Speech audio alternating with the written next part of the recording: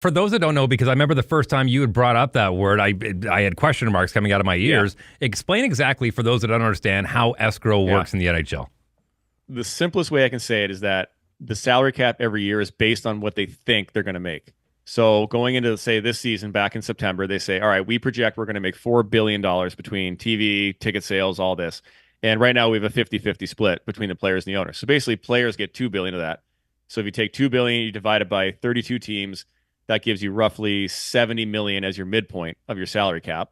And you can go above it by 10 million and below it by 10 million, just for simplicity's sake. So, when they talk about the floor, that's that lower limit, and the cap is the upper limit. So the actual midpoint is 70, but most teams spend to 80. So you're already overspending your budget when you put it that way. So long story short, if you fall short of that, so we're getting paid based on 4 billion in revenue. So if you only make 3.8 billion, say COVID happens, or there's a dip in the market or the Canadian dollar goes south and you're not making nearly as much money in Canada, and you make 3.8 billion, well, now the players are only earning 1.9 instead of 2. So there's $100 million difference you have to make up to the owners to make them whole and make it a 50-50 split. And there's other small things that people, it gets a little boring, but your health insurance goes on the player's share. The buyouts go on our share. Employee insurance goes on our share. So actually, even if we did make 4 billion and the players get 2, there's 100 million in health insurance. There's 100 million in other little costs. So actually, our share is 2.2. So we have to pay down that difference to basically make the owners whole. And that's what escrow is. So say you knock it out of the park. Say you were in 4.4 billion, you might not owe a dime. Your escrow might be zero. But in some of those early years after the financial collapse, it was like people weren't spending money. We fell way short of our projections. So our paychecks, you're getting 20% taken out. And they always overtake. So like they take out more than they think just to be safe because they don't want guys writing checks at the end of the season. But so you might get 2 or 3% of that back. Say the economy rebounds or something in the second half's better. You might get 3 or 4% of that back. But at the time, it's pretty shocking. You get taxes, escrow. You're like, oh, that's it. So it's kind of leveled off. When I was playing in Jersey, it was anywhere from 8 to 11%, depending. But the trade-off is, all right, guys, either you take less up front. So like the cap's going to be lower and you're going to make less money. You don't have to pay any of it out. But instead of making 6 million this year, you're making 5.1.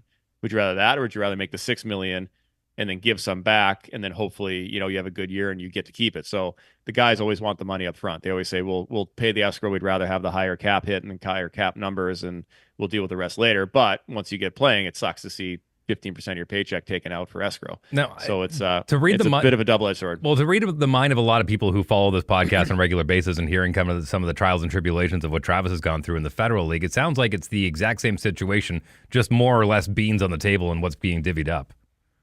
Exactly, and that's why Gary Bettman and the owners are just hard on the cap. Like they will not let you circumvent in any way, shape, or form because it's dollar in, dollar out type of business. Like there's, they want to get their money obviously, and they've agreed to spend a certain amount on the players, so they don't want you shortchanging them. And that's why you see these escrow fights where if teams aren't claiming money. I think actually Winnipeg was one of the teams for a bit where there was parking revenue somewhere that being accounted for in the league revenue. So the the Player Association, has to go in and audit some of these teams to be like, hey, are you actually counting every dollar that you say you are? Or are you saying, oh, that parking garage is across the street, so the dollars we generated in revenue from that doesn't count? And you're like, no. Like that's, it's owned by a shell corporation of the team who it actually goes to the team, So there's a whole bunch of back and forth because we want to make sure we're not getting screwed on our end, that teams are actually claiming the revenue that they're earning. So it is a bit of a dogfight in terms of the owners making sure that they don't owe us, but then them being a little shady themselves. So it's like I said, it's a whole lot that goes into it that'll make your eyes dry up. But it's never fun to pay the escrow. I'm pretty sure that's going to be the next add-on for EA Sports NHL Hockey 2025 is that you can audit other teams in your digital league. Would you like to manage your escrow? Yes or no? No. That's so interesting because I can just picture, like you're talking about, like the parking lot, like revenues, like for people parking on game days across the street. Well, it's owned by a company that is owned in Canada, who's also owned by a company in Dubai, who's also owned by our owner, and it's just this shady cycle of, okay, how can we squeeze as many dollars out of here? And I guess as a player, I would assume whether you're, in my lower ranks or, like at the top of the top where you were, Cory, it's, can I please have my check? Thank you. Can I have some more? I'll see you tomorrow morning at 8 for morning skate. Right. And again, it's that's why I was so heavily involved in the player association, because it's good to A, be informed and educated and know what's going on, but B, to explain it to other players. Because a lot of guys, they'll get mad about escrow, but then you explain it to them, they're like, oh, okay, that makes more sense. But also you want them to understand like what their rights are, what they're entitled to, what they're deserved. And to your point, a lot of owners, especially before the last lockout in 2012-13, which, it served a big purpose. And again, we had to balance things out a bit, but a lot of them are crying poor. Oh, we're losing X amount. It's like, yeah, but a lot of those teams were claiming losses to put towards their other businesses that were making a ton of money so they can offset, taxes. So it's almost like taking out of one pocket and putting in another. So at the end of the day, these owners, most of them are doing just fine. They'll cry poor though publicly to get what they want in negotiations and get sympathy from the fans. But it's also like, are you trying to sell your product as best you can? Are you actually doing everything you can to make the most money you can? And a loss for you on the Florida Panthers back in the day was fine because you can put that towards your oil company that you own that made a ton of money and you don't have to pay as much taxes. So, again, they weren't wrong in some of their arguments, but it's also like not exactly what it looks like. So that's why some of that distrust between the owners and players existed and still does. We are the product at the end of the day. We're the thing that they have no league without us. So it's kind of like, all right, well, they treat you like an employee, but you're also the product. So it's a weird dynamic that isn't very common in most people's jobs. And if you keep screwing around, we'll send you to Utah. Exactly. Do you want to go play in Russia? I didn't think so. You're actually reminding me of a story that there's a guy that I trained with in the summer. He's a good friend of mine. He plays in the ECHL, and he was telling me a story last season, or I guess last summer, about how I guess the team kind of hits him hard on taxes, and he's like, I got this great idea to make a couple extra bucks, Trav. You know what I'm going to do? And I was like, what's that? And he says, well, like when I report for the season, they pay X amount of dollars in gas, so I just got to give them the receipts, they pay it. So whenever I'm traveling across the country, I fill up every half tank and I prepay $200, but I only put in 40, and I just keep all the prepaid receipts. And by the time he gets down, because he's making quite a cross-country trip, why did you spend $7,000 in gas? Oh, I was driving a big truck, bad fuel economy. What did you get, 3 miles to the gallon? Yeah.